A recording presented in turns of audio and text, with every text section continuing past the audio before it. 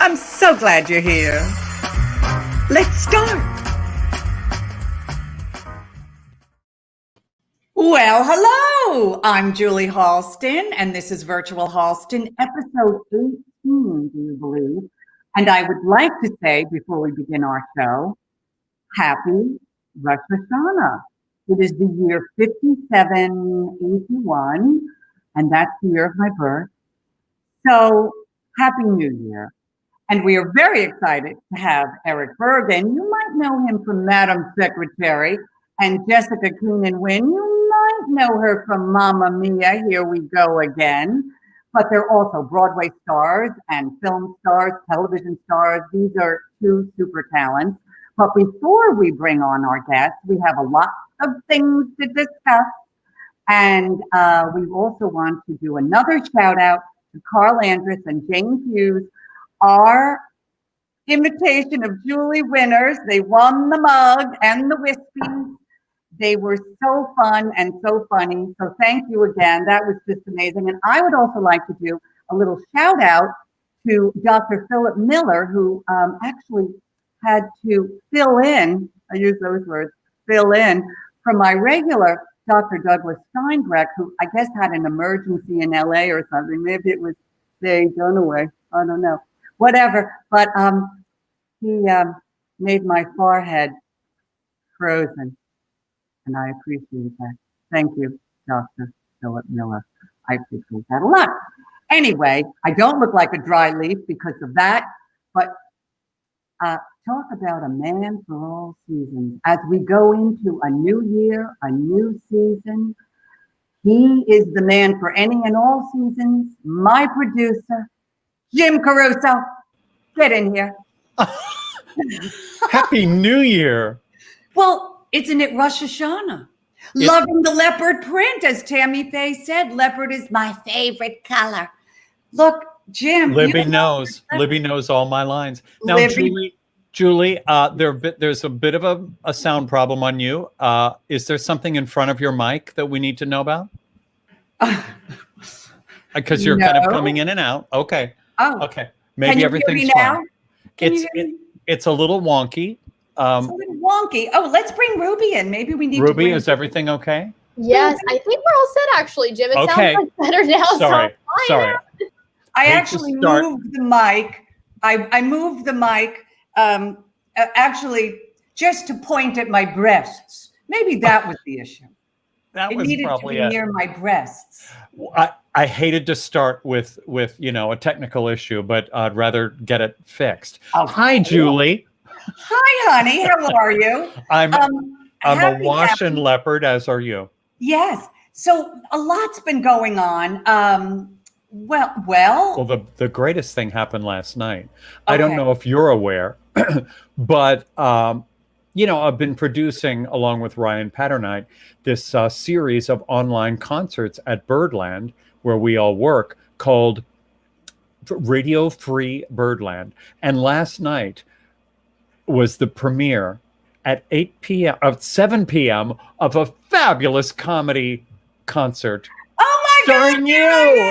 Starring you. Well, can I just say this, Jim? It was so exciting. When you suggested I do this, I was like, okay, you're high, because comedy should not be done with no one in a room. It's one thing for someone to sing a song, yes. But most comedians like to have the feedback of laughter pouring over them. And you kept saying, I assure you this is going to work. I assure you this is going to work. And actually, I was explaining this to a reporter earlier today, how, first of all, I knew you were back there socially distanced. And I did hear you laughing a few times. And I have to tell you, that did warm my heart.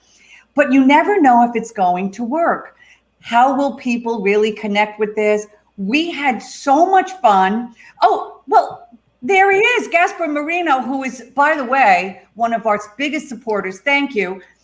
People seemed, there's Jane Hughes, our female winner of Imitation of Julie.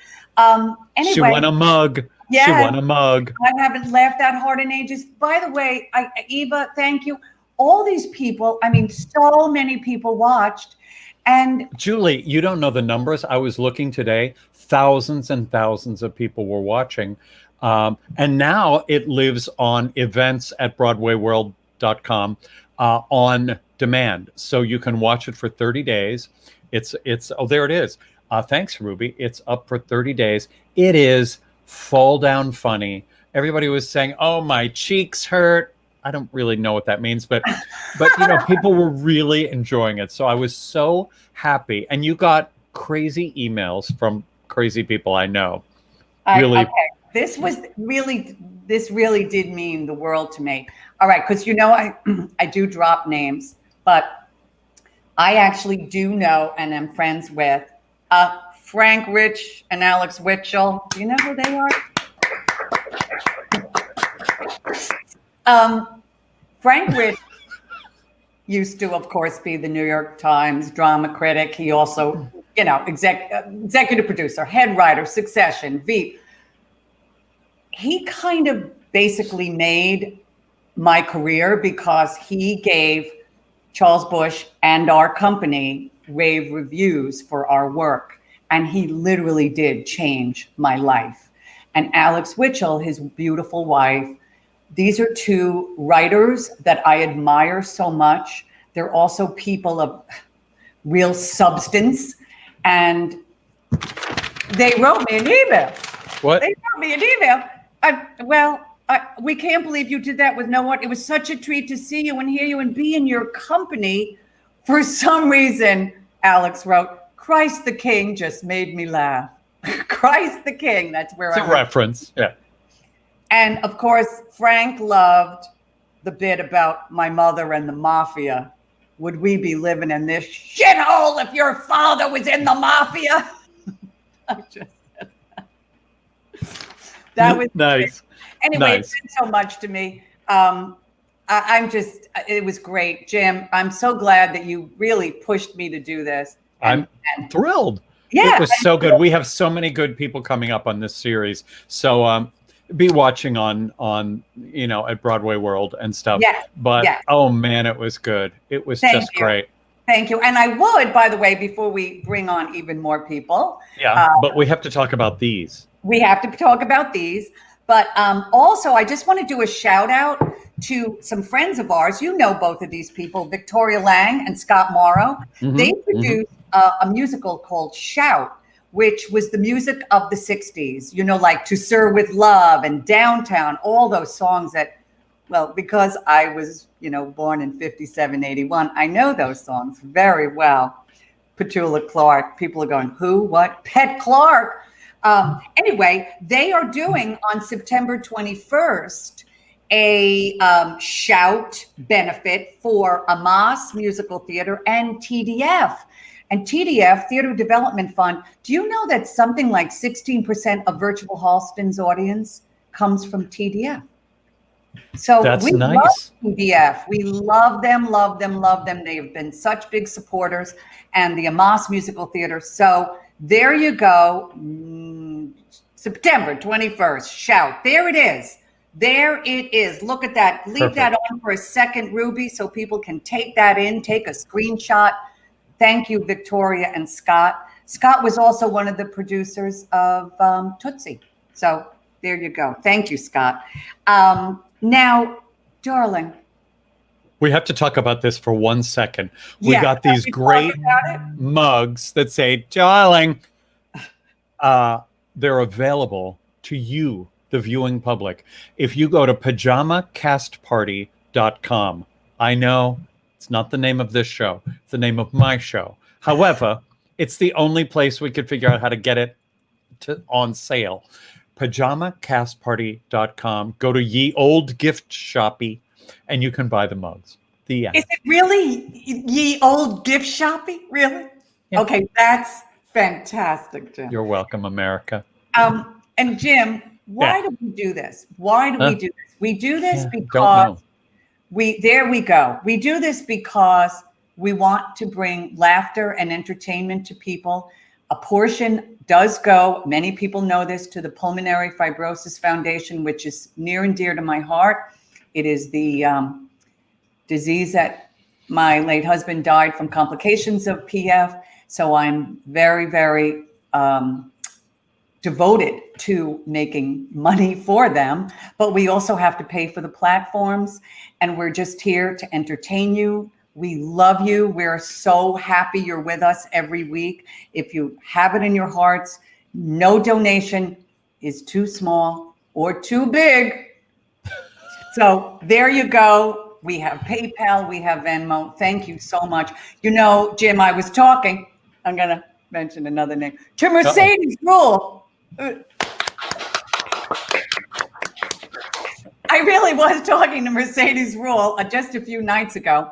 And she and I were talking about how incredibly unprecedented the world is right now. I mean, between those poor people in California with wildfires and the flooding and hurricanes and this pandemic and the election and the insecurity and anxiety.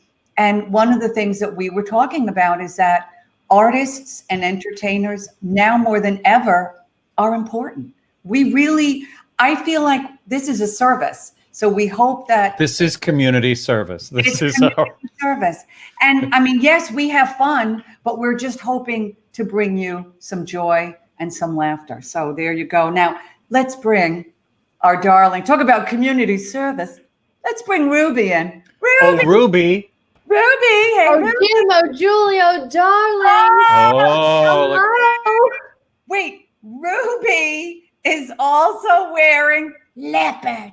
I can't believe, leopard in my apartment is a neutral. So I feel good that we're all wearing some sort of animal print. No, I completely agree. And what was it that Tammy Faye did say? Oh man, I wish I had that photo.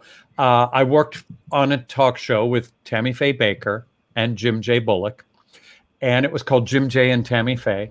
And when I met her, she was wearing a leopard jumpsuit, leopard earrings, and leopard fur go-go boots.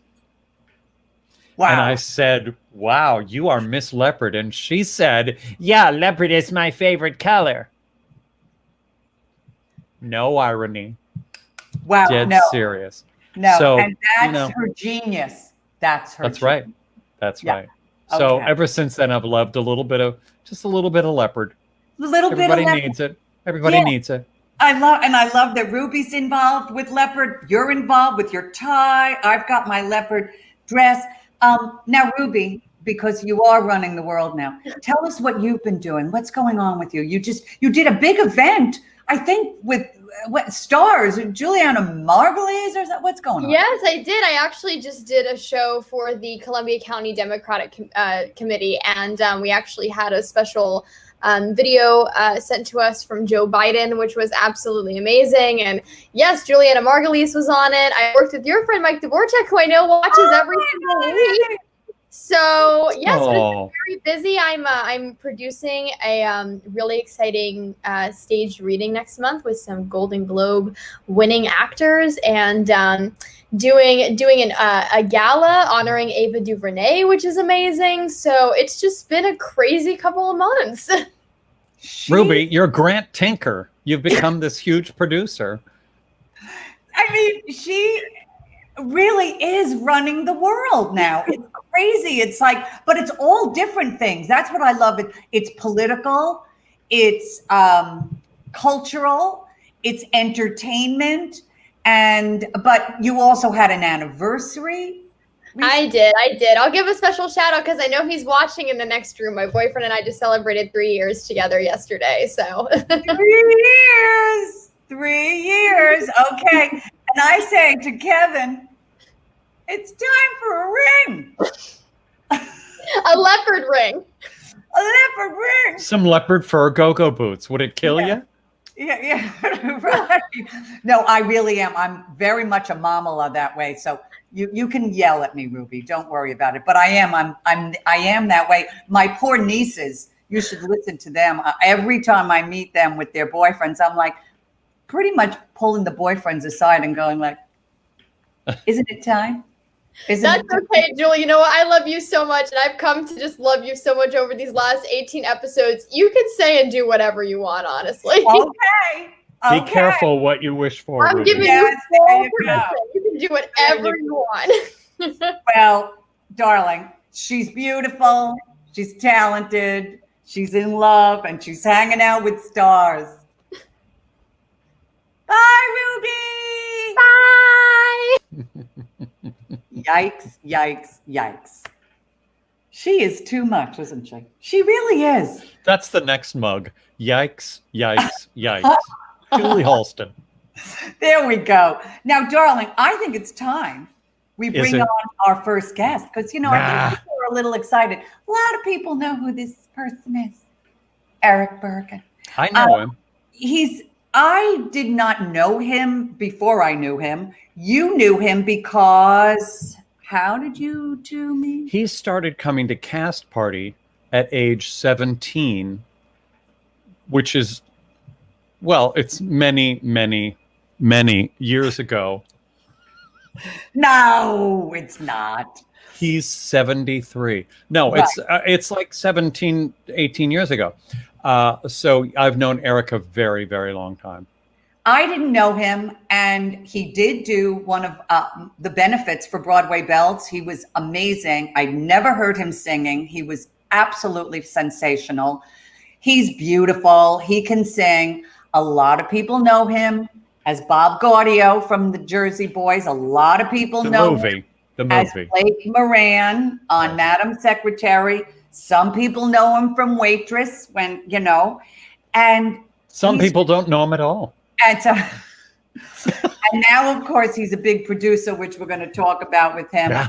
And yes, and some people are going, who? What's going on here? And actually, some people are tuning in and going like, who's that Who old are lady they? with a leopard dress on? Who's that? But that's okay. Welcome, everyone. Anyway, can we bring the incredible talent that he is? Eric Bergen, ladies and gentlemen, and everyone, please. Oh, he's a caution, isn't he? Oh, that's that crazy Eric Bergen. How old do you think I am?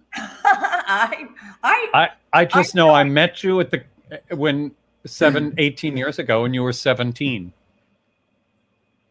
Okay. Thank you so much. Okay. Thank you. No. I ran and got this for you because I saw that this was a leopard moment happening, and I love it. He's wearing leopard. Yeah, it's good. I think Oh it's. my God! And you look terrific, honey. Julie, you look terrific. My God, look at you. Look at this lighting situation you're happening, and yes.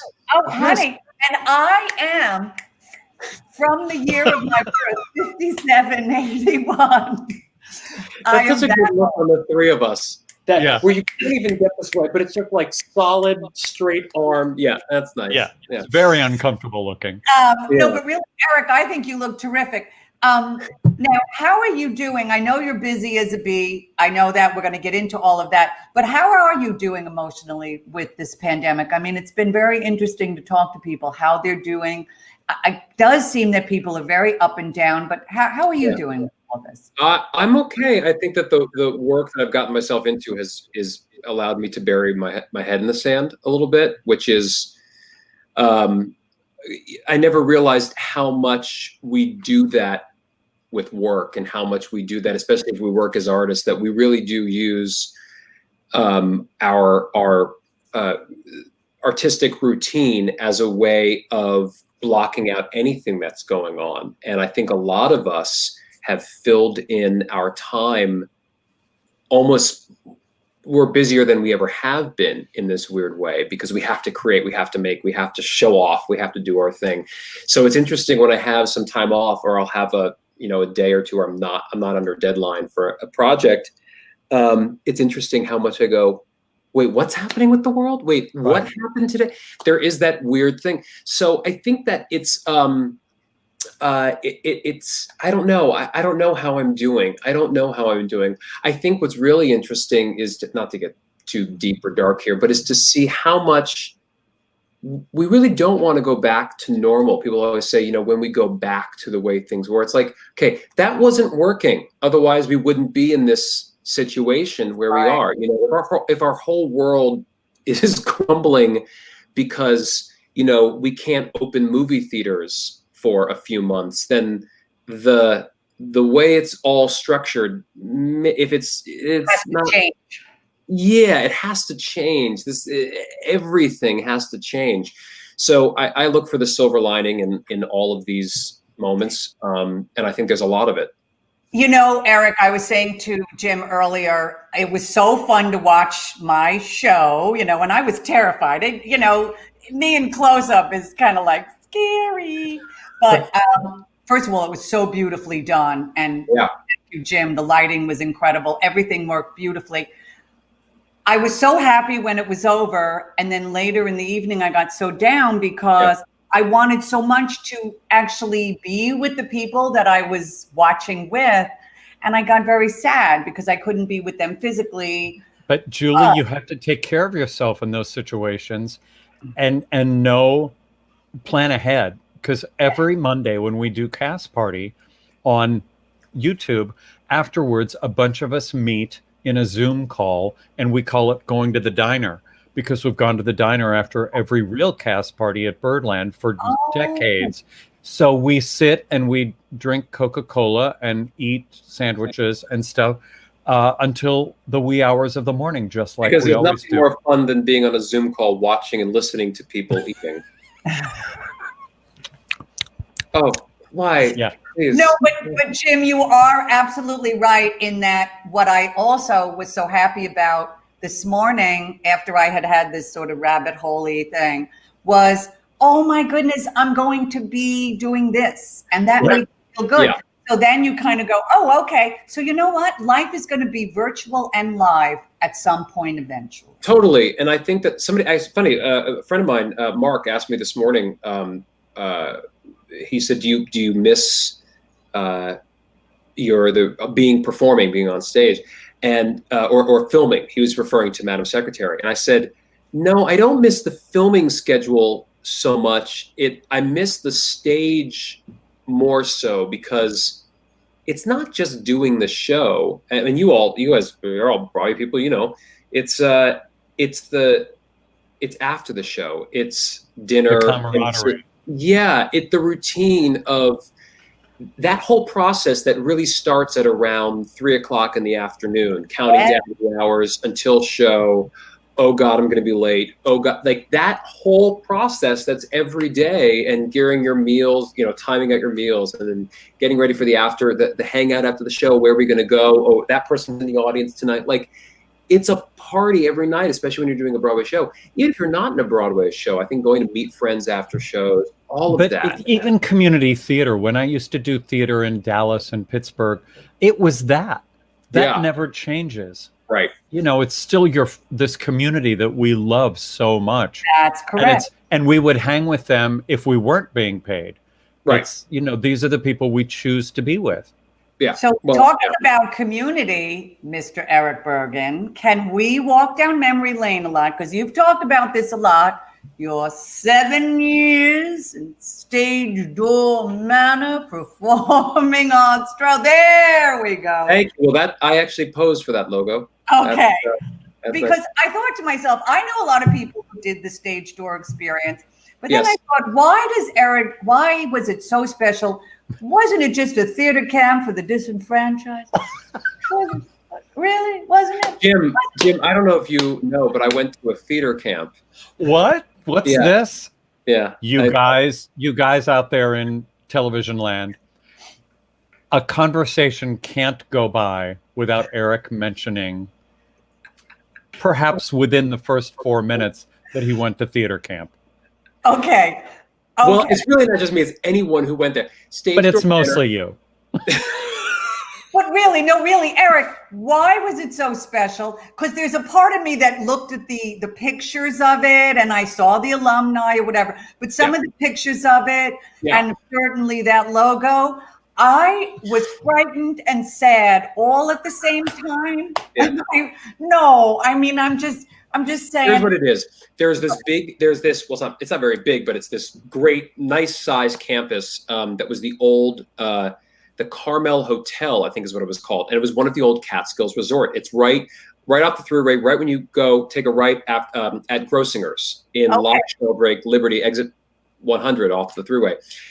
Right around, it's Kutcher's and Raleigh and all of those places. And it was a camp started by two wonderful people, Carl and Elsie Samuelson, that really loved what theater could do for kids, and they just loved show business. And it's this incredible place that is more popular now than ever. That is kind of a heaven for any kid who loved musicals or loved. You have to understand, at the time that I was going there, musical theater and popular culture hadn't quite crossed the way they have now in the ways of Hamilton and Book of Mormon and things like that. And kind of after it had the Andrew Lloyd Webber time where there was that cross section, I was there starting in the early to mid 90s. And it was this time where being interested in musicals wasn't exactly the in thing, in school during the year. So I was really kind of the only kid in my school who was ever interested in theater, especially as intensely as I was obsessed with theater. So you show up the first day of camp, and in the lobby are the counselors who are dressed as Mame and Grisabella and Joseph and the Dreamcoat. And I mean, it's I did not know that. No, that's the first day. That's orientation. And it's that all over. I think it was my dad who said, just imagine 300 Erics running around at the age of 10. And it was that. And every room you go to is another pianist playing Send in the Clowns badly. It was really special. I mean, I would do shows there. Like my first show was Joseph and the Amazing Technicolor Dreamcoat with Mandy Moore. And I did. Wait, we have Mandy Moore. We have to clap. Mandy Moore. I was there with anything. I did Anything Goes. I did A.R. Gurney's The Dining Room. Thank you. With children. I love that. With children. Yeah. Oh, I played a 90-year-old. About an alcoholic family. The best was singing. I did Side by Side by Sondheim, which was when, at the age of 13, I had to sing Barcelona. That was my favorite. Give us some of that. Give us a little soupçon. Yeah. So, why do you both do that pose in the same way? What? Because we want to hear you sing Barcelona. Where you go in Barcelona? Oh. Okay.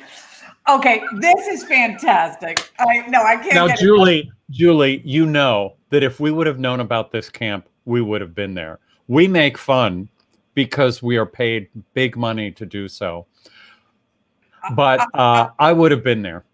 Not only would I been there, but here's the deal. I know the camp is actually run by the two daughters, correct? It's still being run by the two daughters. You know that if I knew about this, I would have been like, I'm buying you out. I'm buying you out, you two daughters. This is Julie's camp now. Well, it's funny. We actually Halston. Yeah. This summer, I got together with two of my very best friends from camp from all those years ago, and we started a thing called Playhouse by Stage Door Manor, which was a virtual kind of masterclass online learning version of Stage Door. And it was very exciting because all of a sudden we were putting kids in a Zoom classroom with Kelly O'Hara and Ava Noblezada and everyone. I mean, we had all these incredible artists coming and teaching. Andrew Barth Feldman. I mean, it was just great. It was really great, and it's exciting for me because it's not. It got even cooler to do theater somehow. Like these are kids. Social media has really. Theater and social media are so tied together at this point. Shows like Glee. And shows like Glee Smash were making and things. Yeah. All of these shows. Yeah, absolutely. So I was very excited. Virtual Halston. Virtual Halston. Yes. Yes. Well, this was fantastic. By the way, I thought that would be a second little stage door manner Oh segment. no, not with Eric. Into the best part of this, I'm telling you. But I also have to find out, Eric, because a lot of people know you from Madam Secretary. You were on that show. There he is, Blake Moran. Look at you. Can you tell us a little bit about the process of how you got that part? Was it a long process? Did you audition? Did you sleep with someone? How did you get the part? Yeah. It ties back to Stage Door Manor. There's an incredible casting director named Mark Sachs, who I know that you know. Oh, yes. And Mark Sachs was a Stage Door alumni. And he, when I was 14 years old, I think first discovered me up at Stage Door and told me, one day I'll get you a TV show. And it took him a couple of years, but he did. And he called me in. We had just finished filming the Jersey Boys movie, I think. Yeah, because it hadn't come out yet. And he sent me the script. And I instantly remember thinking, this already sounds like something that's on the air. You know what I mean? Like there were no holes in this script. It felt like, well, this is clearly, it had Taya Leone attached. It was like, this is clearly happening. It was, and it was written and created by Barbara Hall, who had just come off of Judging Amy and Joan of Arcadia and Homeland. So it was such a solid script. And there was this character named Blake, and he's like, it's you.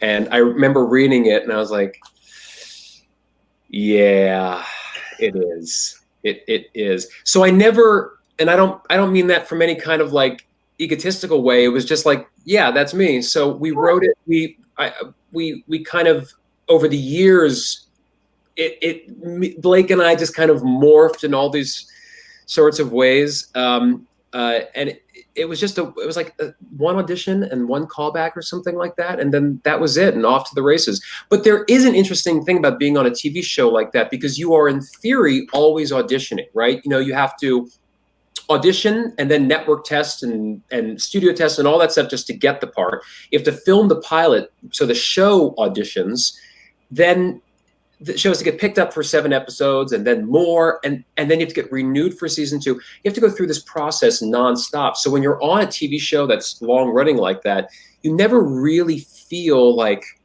oh, we're gonna run a long time. It's in a weird way less what's the word I'm looking for? Solid than being in a yeah, like being in a show like Book of Mormon or Hamilton. It's like, okay, we're going to be here for a few years, but you're always waiting for that. They've canceled the show. You're always waiting for that moment. So it's such a weird position to be in, but it was really one of the great thrills of my life. And that's why they always tell you, don't buy the house for at least 3-4 seasons. Yeah. I did. Libby said, Madam Secretary is so good, and you are wonderful as Blake, as he Libby was. Thank you, Libby. And of course, we brought up Bob Gaudio, but also you made your Broadway debut, and then we're going to bring Jessica on. Broadway debut, what, a year ago or so? Oh, we did. Oh, yes. Look, there's me with less hair. Look at you. Yeah, that was great. Yeah, I did. It's funny. I'm born and raised in New York City, and I had done Jersey Boys on stage, the tour in Vegas, but I had never actually performed on Broadway. And I had sold T-shirts on Broadway. I was just gonna say. Yeah, I worked merch in the original company of Wicked. You were great. Thank you. Well, and there was Puppet Camp. I was almost in Avenue Q. And I was I sold T-shirts at the Bernadette Peters revival of Gypsy. Wait, you were in that? Hello. You were. Yes, I watched you. I'm electrifying, yes, and I'm not even trying. Yes, you were in that. Yes, I remember that. I saw you do that like 50-something times. I have so many Gypsy stories, and I am still friends with all my Gypsy mates. And oh my God, I have Brooke Schmanke's stories. I have so many stories about it. But anyway, Bernadette Peters. I was selling programs outside the theater every night in the Gypsy. Oh, yeah. Darling. Yeah, I had never done a Broadway show, and so I kind of begged to get into it, and I did what's it called? Waitress. Yeah. Waitress. Bacon pie. Well, this is fantastic. I want to just remind people why we're doing this. We're hoping that you're enjoying our talk with Eric Bergen. Yes, I think they are. She doesn't mean you, Eric. Oh. Yeah. Please feel free to send us some tips. We need to pay for all the platforms that our incredible producer, Jim Caruso, has us on. Thousands and thousands and thousands and thousands of people watch us now because It's true, Eric. We're very big. Producer. And but we also give a portion to the Pulmonary Fibrosis Foundation, which is so near and dear to my heart. And I think we're going to bring on one of your BFFs, Mr. Eric Bergen. Oh, I've heard of this one. Oh, well, I didn't really know her, but apparently you brought her to Tootsie when I was doing Tootsie. Yes. And she's unattractive, unappealing, and untalented. But we thought we'd have her on. You know, wait. She brought me to Gypsy, to Tootsie. She brought me to Tootsie. She had the tickets. I just would like to make it clear the tickets were her hookup because they were really good tickets. Oh, okay. But again, unappealing, untalented, unattractive. But we thought we'd give her a break. You might have seen her in a little movie called Mamma Mia, Here We Go Again. Let's bring her on, Jessica Keenan Wynn.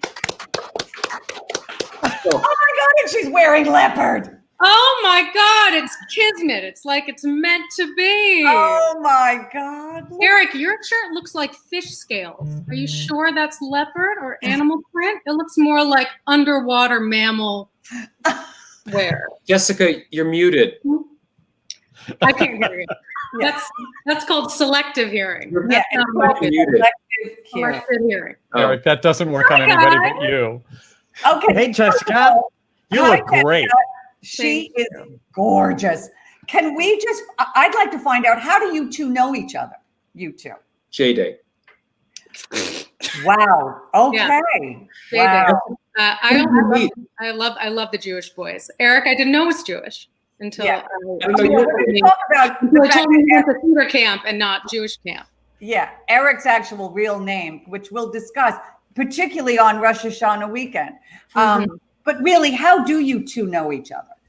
So Eric and I met there was a show in LA called Show at Bar, which was a cute little theater community of, the very few theater people that exist in Los Angeles, doing this show where they took famous filmmakers and took their soundtracks and put them on stage and had people sing songs from their soundtracks, like John Hughes and the Coen brothers, Tarantino.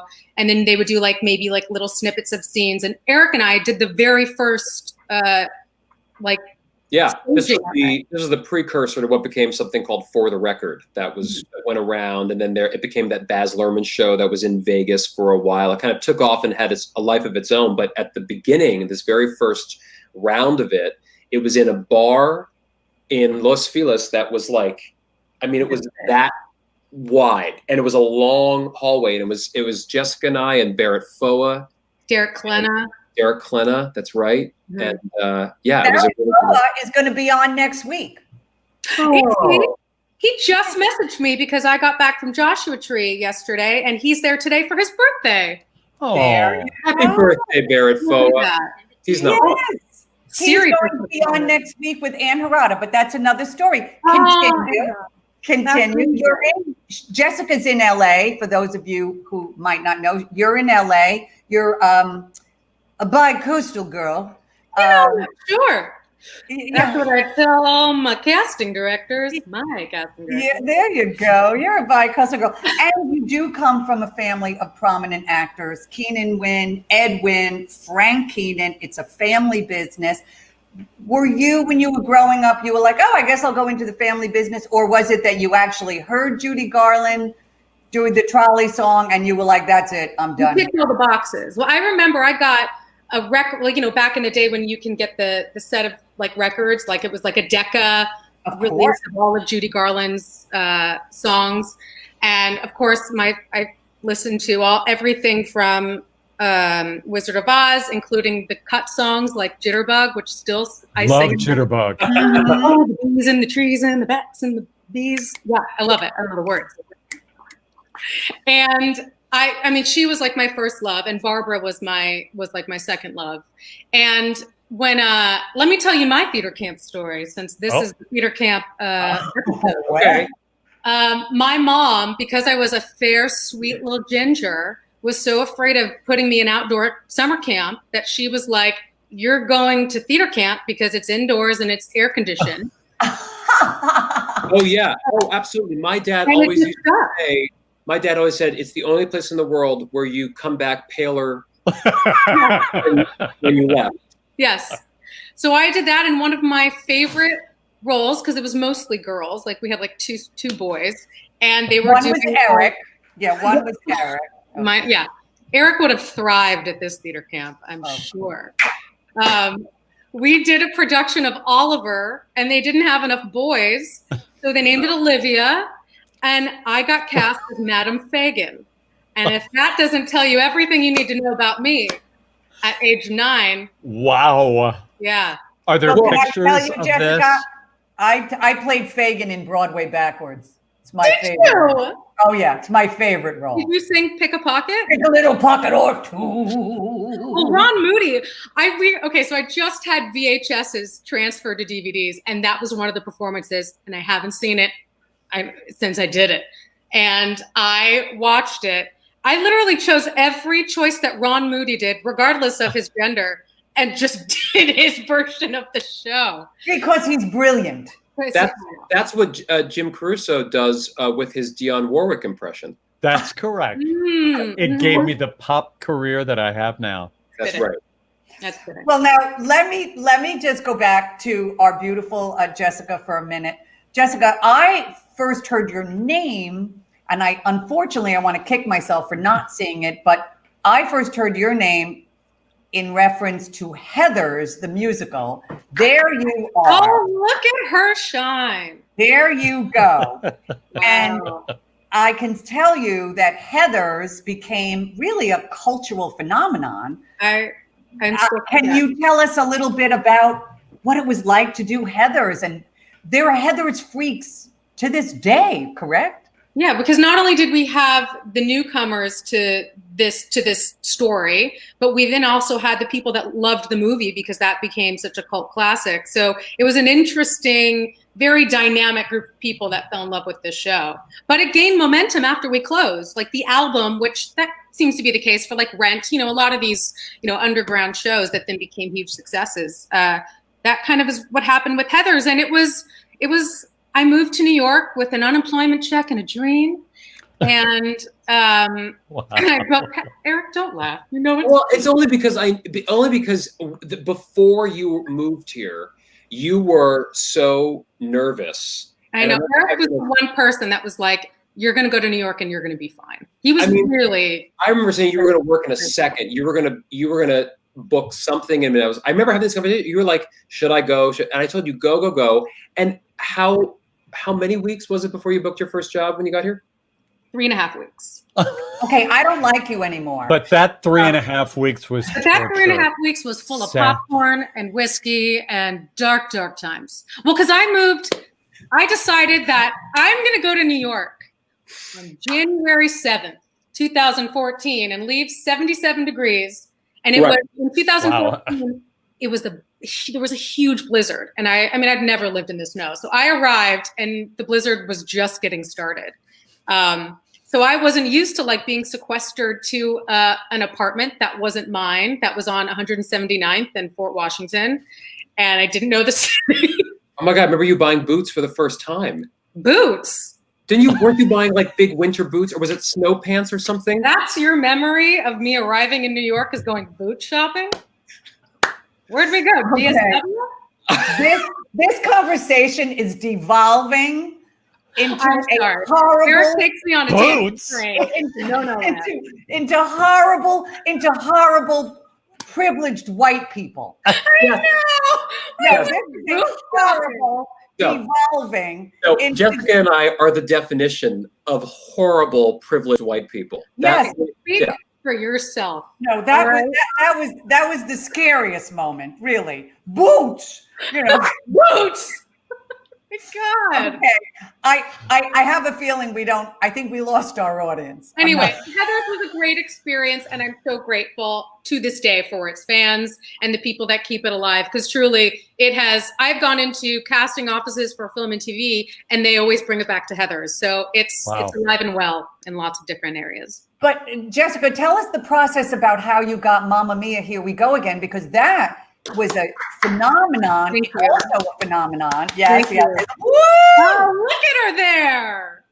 Woo! So much hair there. Look at that.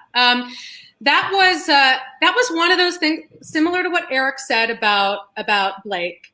It was one of those roles where when it came through from my agent, I was like, oh, I've been waiting my entire life to play a young Christine. Like I am. I've always thought of myself, if I describe myself, I'm like young Christine Baranski. Like this is my ideal. Like Catherine O'Hara, like I just want all these incredibly funny, and just indulgent women. And so I went in, and I remember I was this goes to show, just get out of your own head if any youngins are watching, get out of your own way. Because I walked into the casting office in around Union Square, and I had just binged House of Cards. And I'm sitting there about to go in, and this gorgeous, tall, bombshell redhead walks in, like in a Grecian, like she just got off the beach. And I think I was sweating. It was humid. It was summer. My hair was like this. I was barely holding on for dear life. Smelled like Madonna. I smelled like Madonna. But I was like, I hope we're just shooting here for the audition. And I'm like, I'm like, this girl's gonna get it. Look at her, she's great. Which then took some of the pressure off. I went in, I did my audition, left, got called back, surprised, went in, did that, thought I bombed it, as you do. That's usually the stuff that comes to fruition. And then the director wanted to FaceTime with me, and he said, it's between you and another girl, so we'll see you tomorrow at the final callback. And I was like, and he said, and I'm not FaceTiming with the other girl. So I was like, did you just tell me that if I don't show up to, like if I show up, it's mine? So I'm going to make the story very short. It's tied up in a bow in about 2 seconds. I'm ready to go to the final call. I think it was at Ripley Greer. I'm like, I'm going to take an Uber. I'm going to give myself an hour. It was at 4:00. I got an Uber at 3. And by 3:55, I was at like 45th and 10th. And I was like, oh my God. So I jump out, I run in humidity. I took an Uber because I didn't want the humidity to kill my hair. I also got them Levain cookies because I'm all about bribery. And I get there 10 minutes late, and they're like, don't worry about it. They're just getting coffee. To this day, the director, with love and charm, is like, oh yeah, you showed up late to your final audition. I was like, you don't understand. I was trying to actually make a good impression. Were you late because you bought cookies? No, I bought those at like 11 a.m. It's because traffic was so bad in New York. And I should have given myself more than an hour. That feels crazy. Yeah. From 95th Street to 34th. But anyway, it worked out. It was the best experience of my life. It was so good. I remember being so thrilled to see you on that screen, being so funny and so beautiful, and also co-starring with Cher. Yeah. Cher, people. Now, Jessica. Oh, are you going to ask me to have a Cher story? I might. I've already told Julie the story. I've acted it out for literally hundreds. You act it out better than I tell it. It's almost like my story now. It's one of the greatest stories of meeting a celebrity ever. Jim, my favorite thing about you is your beautiful laugh, because you light up a whole room and your whole face lights up. I've never seen you laugh so hard. When this word came out of my mouth, my Cher story was, okay. Yeah. No, tell it. Tell the story. I want to hear. I want to make it short. I'm going to set. We just got back from 5 weeks in Croatia, which was like summer camp on an island with our cast, the young cast, and we call them the legacy cast because they're not the old cast. the legacy guest. Oh, I guess I'm a legacy host. I like it. I like that. Legacy host. So we got, so we're all back in London where we shot it. And I had to go like often to get a spray tan because theater camp. And I was on set, got my spray tan. You can't let it touch you. So I was in baggy shirt, no makeup. And the director's like, Cher's shooting, oh, it's a terrible British accent. Cher's shooting Fernando. Do you want to come to the stage? And I was like, oh my gosh, yes. So I race over there. I hadn't seen the crew in like 2 weeks, and we'd all spent, this great time together. So it was really great to see everybody. And I see the legend, like sitting in a corner next to Andy Garcia, who's just chatting away. And the director's like, do you want to go meet Cher? And I was like, oh, no, I just want to watch. I don't need. He's like, come on, let's go meet Cher. I'm like, no. Can I be in my wig at least? Like, she's not gonna. No. So now, side note, I have 2 connections with Cher. First connection, which is a random connection. My father's an entertainment attorney, and he does contracts for a lot of very, very fun people. He happened to do Cher's contract for this film. He's her lawyer, or was newly her lawyer. So I was like, I got that. The second one is a really cool one. My cousins, the Hudson brothers, opened for the Sonny and Cher show, or were on the Sonny and Cher show for ages. And she is still very good friends with Brett Hudson. And so that's a cool little nugget of my crazy Hollywood family. So we're walking up to her, and this is all going through my head of like, what do I lead with? Especially that I look like, an orange Oompa Loompa. So I get over there, and she's sitting in her pristine, her Louboutin shoes, a pristine outfit. And our director, Old Parker, goes, Cher, I want you to meet our young Christine. This is Jessica. She plays young Tanya, young Christine Baranski. And she just looks at me, and my life flashes before my eyes because we all love her. And I say in probably about 1.5 seconds, oh, it's so lovely to meet you. Welcome. We're so happy to have you. This is such an honor. Such a small world. And I'm choosing what I'm going to say. It's such a small world. My dad did your contract for the movie. And she looks at me and she goes, okay. And I say, thank you so much. Have fun. Have fun. Have fun. And I leave. And I hide from her. Like, we're so happy to have you, as if this was your film. Yeah. Right. There. Welcome. No, but just the one line, the one word from Cher. Give it to us one more time. Okay. People at home, that is gold. But you That can is a hear it. great Can't you hear her story. say it too? This story gets better and better. Look, Eva, thank you. Eva loves the story. And Eric, Just- thank you before you said something. Then thank you. I don't need it. This is all about this. This is No, another Eric, one of our viewers, Eric McCall. But her disinterest in that story is everything. I know. It's a great story. And that's why you got to love the weird interactions, because in the end, they make the greatest story. I had to talk about weird interactions with Cher. You and I, at the opening night of the Cher show. Don't start with this story. Uh-oh. Oh, yeah. Sorry. Yeah. Well, wait. All right. No. All I'm going to tell you, wait, Jim, I do remember, though, I did speak to you after opening night. And I said, Jim, how are you? How was opening night? And you said, quote, Furious. no, you said, I'm still in a gay haze. There was that also. You were mad because we ended up in a section of the party. You said, I'm going to the restroom. I'll be right back. And then Jessica's taking us in to see Cher. Wait. So I stood literally like a statue, not moving, sweating, so I wouldn't move, so that I would be seen when you came back. These two people went to the restroom and then went to see Cher while I was standing there talking to Marilyn May, who I love. love. But While they had a big meet and greet with Cher. yeah, okay. I smelled Cher. I'm Okay. sorry. I was told to smell Cher.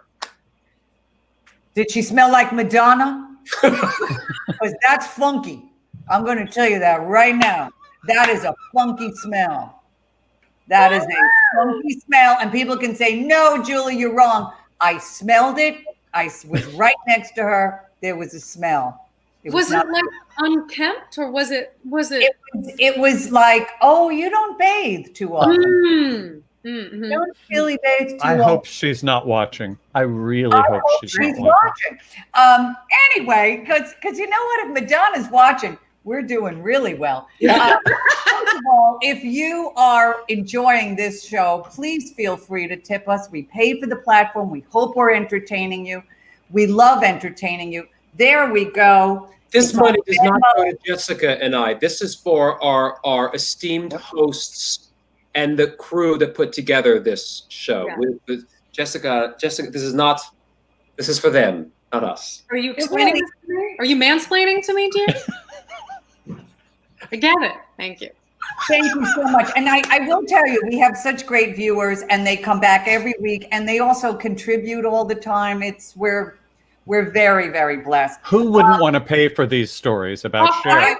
This is what it's all about, people. I'm watching every week. This is so much fun. You guys, you're dynamic, and it's like my Broadway heart is aching. This is filling the void. Julie, you have one of the funniest line readings of all time on a Broadway stage. Eric didn't stop talking about this for a long time. None of It My Money is one of the funniest things. I mean, Robert Horn figured you out inside and out and every which way. But oh my God, you in Tootsie. Oh, my God. Julie, give us a little taste of that line. What was that line? $12 million. None of it mine. None of it mine. But also, my other favorite Julie Halston moment, if I may, a little television show called The Class, where you had a bit with a phone, a wall phone, that was it you hanging up the phone, or was it you on the call where there were no words actually? All I did was, and of course, what I love, again, I'm going to drop names because Jimmy Burrows is a legendary director, and he loved it when I did this. I just went, uh-huh.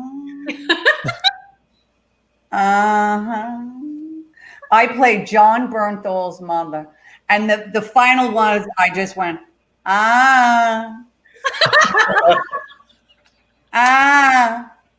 click. Oh, and, God. you know, it's Jesse Tyler Ferguson, John Bernthal, Lizzie Kaplan. I just binged on The Class. Tim Warp just wrote. Oh my God. It was so great. And I love that show. That show, one season only, but it's kind of like Sports Night, where it's like, if you know it, you know it. And how do we binge it? How do we see it? Is it on the YouTubes? I don't know if it's on YouTube. We have to ask Tim. I think it might be on like CBS On Demand, but we should find that out. Well, that's good. CBS On Demand, but we should. You can actually, I just looked it up for you, Julie. You can actually purchase it on YouTube and watch episodes there. You can just leave this and go right to that when it's over. Oh my God, that's fantastic. Well, this is fantastic. Thank you. There's your weekend. Ruby Lochnar, everybody. She really is. Happy Rosh Hashanah. Yeah, exactly. Now, Eric, I know you have your own production company now because you're very successful. You're wildly successful. Are you going to produce a Halston musical? And is there a part for Jessica? And what's the deal, really? Come on. Carefully. Yeah. Are you going to do that? I mean, a Halston musical, really? What's going on? A Julie Halston musical. Oh, Roy Halston. Yes. No, I've been doing these virtual things. I've always loved producing, making projects and making things happen. And I got the rights to do a musical based on the life story of Halston. Just days before Ryan Murphy announced that he had the television rights to the live. But who's he? Yeah, who's Sure. who that Ryan? Hack. Yeah. He's a hack. One day when we get back to the theater, I will start up work on that again. But for right now, I'm doing these. I've been doing these virtual events and kind of filling my time that way, which explains with little names like Oprah and Barack Obama and Hillary Clinton and Pelosi. Yeah. That was the Hold the House benefit, was it not?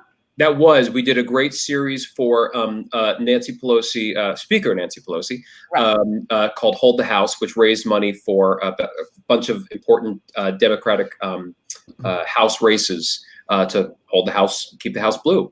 And we raised about 14 million. We thought we were going to raise about 8 million. We raised 14, and it was incredible. It was every artist you can imagine under the sun, and we did a whole Broadway episode for one night. We did a series of 4, and the final one was President Obama, who was on live. So I actually had to direct him on a Zoom call, which it's okay. Can I say you showed me a little clip of that one night? Say that, yes, I can say that.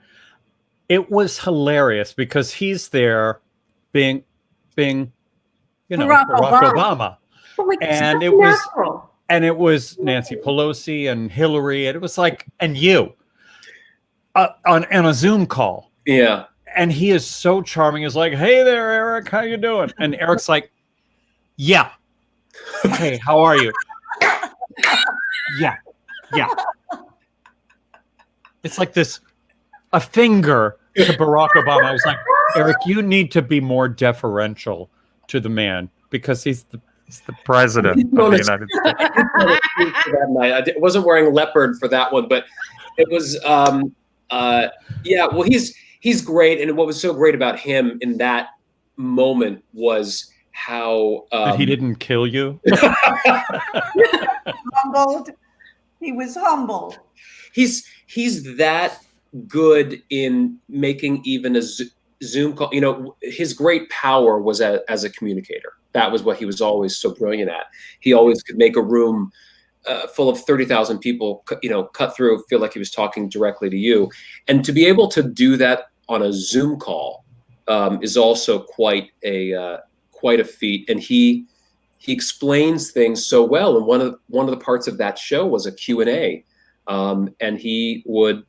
There's a lot of talk about preparedness in our current candidates. There was no one more ready to go than that man with the answer to exactly what you were asking, and then like a little bit of inspiration added to the end of it too. Also, let's just talk about Speaker Pelosi and Secretary Clinton. I've had the opportunity now to work with both of them, Secretary Clinton on Madam Secretary as well, and that's right. She was a guest star. Yeah. She's in SAG now. She's a SAG-AFTRA. Yeah. I hope she can get her insurance. She's going into Chicago, the musical. She's on Cobra. Exactly. She's doing the Cobra. Yeah, because she lost her SAG insurance because she actually only did the one episode. So she didn't make enough. Didn't make enough. Right. No, they're incredible people, and they're listen, this whole slew of things I've been doing in the virtual world has been very just this morning I was filming Clive Davis in his house in upstate New York for a project. So I'm getting an opportunity to work for, yes, indeed.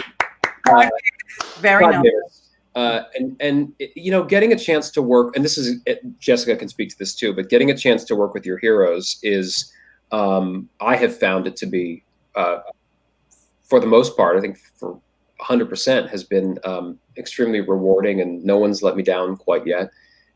So it's been fun. It's been fun to do all these kind of little projects and, raise some money along the way. I'm getting ready to do the Carousel of Hope benefit for Miss Barbara Davis.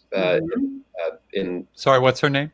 I just said the name wrong. It's Barbara Davis, and I think I said Barbara Dervis or something like that. Dervis. That is a very legendary. That's a very legendary gala. I'll say. Can we just end this because we actually are over time, but that's okay. People are still with us. I just want to mention Jessica's beautiful name, Jessica Keenan Wynn, someone who actually looks like her name, but it is this amalgam of your family's name. Eric, the name, because you were born Armstrong, correct? Yes, Yeah. Julie. I love did it. my research. And I Eric, didn't tell her. what, darling? I didn't tell her that, Jessica. She looked that up. I am so I impressed. looked it up. And Eric, your real name of birth was Rosenberg, which is the name of people who were executed. So it's not a good idea. It was not a good idea to be Eric Rosenberg. They were executed as spies. And it's not We good. thought adding Marie in there would have helped, but that didn't help. See, Eric Marie it softens Rosenberg. it. It softens it. Opens it.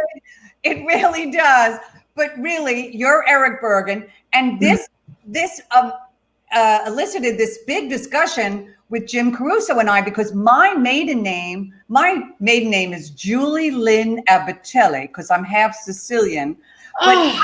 I don't look Italian at all. I was married when I was very young to my first husband, James Thomas Halston. Now, Julie Halston is a great name. Yes. It's a great Great. name. Keep that husband, but I kept the name, and I felt it was a great name. Now, I was talking to Jim, if we could maybe have like 3 names or whatever, maybe we would come up with other names. What do you think, Eric? What would your name be if it wasn't Well, Eric Bergen? I had a middle name. What you said was Rosenberg, but my full name was Eric Lee Rosenberg, which is like a Jewish serial killer. It is. yeah. I don't know. Jim started calling me when he would call me up on stage at Cast Party. He would start to introduce me for no reason whatsoever as, well, he had his reasons. He would introduce me as Eric Marie Bergen. And it works. Well, not only did it work, it stuck that I have received Christmas cards, emails, notes that went from Eric Marie Bergen to Eric Marie to just Marie to my mom now being Mrs. Marie. That's comedy. See, that's comedy. Yeah. I told Jim, I said, thinking about it, I would be Julie Redford Manilli. Oh, Robert Redford, because it's got a waspy, but then Manelli as an homage to my Sicilian roots. So nice. Julie Redford Manelli, although Julie Halston is a really good name. Julie Halston's it. Yeah, Julie Yeah, Halston's a great name. I've always wanted a stage name. I mean, I like my name, but I want to be James Cher Osmond. Is it too much? I mean, you are. I actually think you are. There might be a future pet or parakeet, that you could slap that on. And Really? So you don't think I should? Rabbit. I mean, shouldn't- if it's Shouldn't call equity.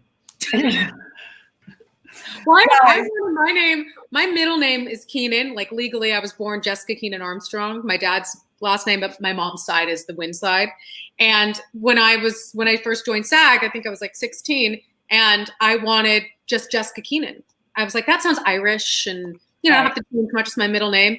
And I went to SAG, and they were like, oh, there are 3 that currently have that name, so there's not enough room. And I went, oh, well, is there a wait list? And they're like, you can wait till they die. Oh, wow. That seems like a kind of a negative way to live. Just being like, kind. They were kind.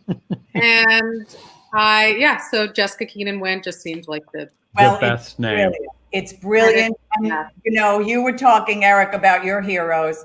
My heroes are all the actors and guests that we've had on. I'm not joking. And Jim Caruso and Ruby, they are my heroes. I never thought I would really love doing this. I'm much too self-involved with myself. I'm like, why do I want to talk about other people? But I'm having the time of my life. You guys have been absolutely fantastic. I hope everyone out there has enjoyed this show. Please feel free to tip us. Follow me on Twitter. Follow me on Instagram. Ruby can bring that up. Guy, buy a mug. Buy You got to get a mug at the little shoppy. thank you guys for being so great as guests. But also, is there anything that you want us to promote or talk about or anything? Is there any way we can follow you guys? Yeah, that's it. JK Wynn, WYNN. Win. There. Okay. WYNN for the win. Coming in for the win, honey. If I can promote any little thing, I did a very sweet virtual musical during this quarantined musical called A Killer Party, which was this silly murder mystery. We have it, darling. We have a little thing on it. Wait, yes. I think we have a little graphic of it. I gave that to Ruby. Yeah. Ruby left. She had a 6 o'clock show that she had to get to. So it's just us now. It's just us. We have to run. If somebody could give me the host control to run the thing, I'll do it. Eric, I'm good. Thank you so much. Okay, no, Julie, I have it in the notes that we were going to talk about it, but I don't have a specific picture. Oh, well, there we go. Well, guess what? Go to akillerpartymusical.com and check it out. It's $12.99 for 9 episodes. Jeremy Jordan's in it, Laura Osnes, Jared Spector.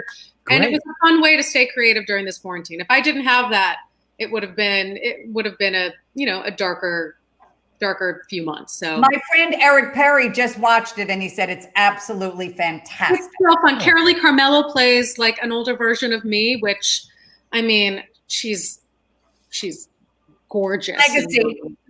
I see it. Legacy. I'm just going to constantly just play younger legends. I'm fine with that. Yeah. Well, I think we're all younger legends. This has been absolutely fantastic. I hope you all had fun. I had a great time. This was so much fun. Next week. Yeah. Jim, do you have anything to say? Should we play that one little clip that Eric sent us? See, here's the problem, Eric. We can't play the clip that you sent because Facebook will take us off the air because it's a song that exists in real life. However, Ruby, do we have it? Can we look at it? Can mute it. And then we can mute it, but then Eric sings along. Let's see. Oh no. Where are we? Bring me a higher love. Oh, bring me a higher love. Whoa, it's that higher love I keep thinking of. That's how Jordan Sparks actually sounds. Yes, that was an incredible for UNICEF. UNICEF Won't Stop. Go on to YouTube and Google UNICEF Won't Stop. That was an incredible night we got to put together. Fantastic. Really this was so much fun. You sound even better than Jordan. I mean, I love Jordan Sparks, but your vocals are haunting. Thank you. The cats are meowing, Eric. The cats are meowing. Yeah, I'm haunted, all right. Is anyone still watching this? No. I love you all. Thank you. Bye, Jim. Thank you, Eric. Bye, everybody. Thank you, Julie. What more is there to say?